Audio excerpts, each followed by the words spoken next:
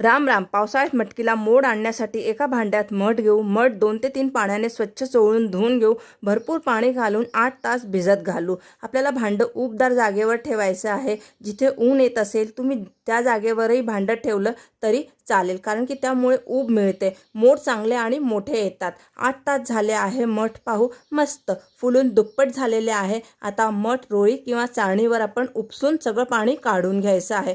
5 ते 10 मिनिटं आपण असंच राहू देऊ. त्यानंतर यावरती स्वच्छ धुतलेल्या कॉटनचे कापड किंवा नॅपकिन घडी करून आपण यावरती घालू किंवा पुरचुंडी बांधली तरी चालेल. आता रोळी आपल्याला 10 ते 12 तास किंवा रात्रभर उबदार जागेवर ठेवायची आहे. मध्ये मध्ये उघडून बघायचं नाहीये. 10 तासानंतर आपण मटकी पाहू, मस्त छान मोठे मोठे मोड आलेले आहे. वास पण येत नाहीये आणि चिकट पण अजिबात झालेली नाहीये. तर पावसाळा असो, हिवाळा असो किंवा उन्हाळा असो, कोणताही ऋतू असो, या प्रकारे मोड काढले तरी चालतील.